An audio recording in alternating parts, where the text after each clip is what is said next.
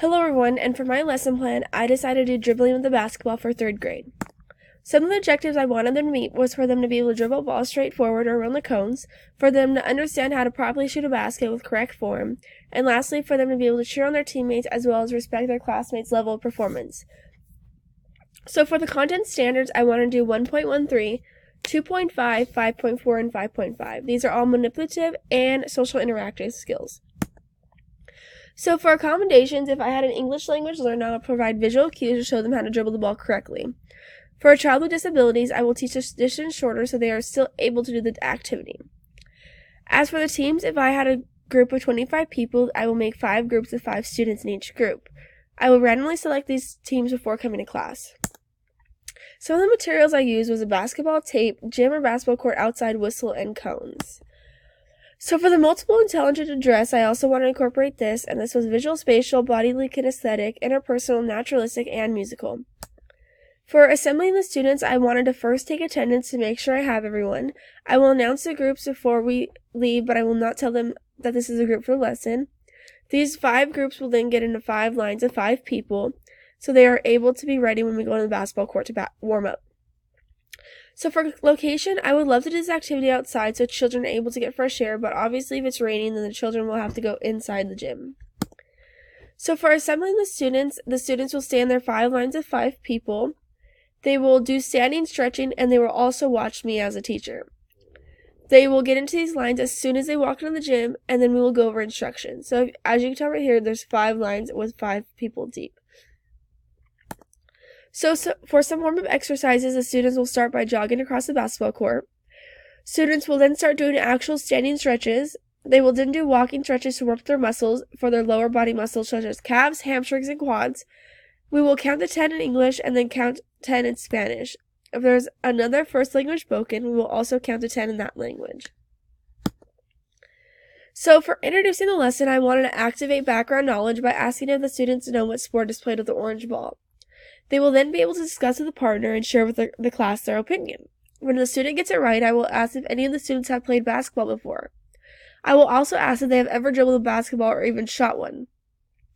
I will check for understanding by asking the students to stand up and pretend like they are dribbling an invisible ball. So for demonstrating the lesson, I will stand up and dribble the ball and show them how to switch off hands when I dribble. I will also show them how to dribble around the cones properly. So the students will stand their 5 rows of 5 people as a line, and they will pretend to dribble the invisible ball around the cones. So they are standing in the 5 lines of 5 people. The first person will lead the line, and the next person will follow around the cones, and then the next. The students will start at one side of the court where the hoop is and dribble to the halfway line of the court. So some of the teaching cues I want to incorporate was push, push, pads, pads. The children will push the ball downward, contacting the ball using the pads on the fingers. And the next one is at your waist, not your face. Dribble ball with enough force so it rebounds waist high. So for the push, push, pads, pads, I will incorporate this when I'm demonstrating the activity because I want the children to know that they need to push the ball downward. At your waist, not your face, I want to incorporate it when the children are having the ball go really high up in the air. So that when I say this, it reminds them that they are supposed to have the ball downward below. So I incorporated a picture right here. This is from the book to show how the students should be dribbling the basketball. So for independent practice, the 5 groups of 5 students will have 5 cones in front of them. They will dribble around the cone at a good pace, 1 child per ball.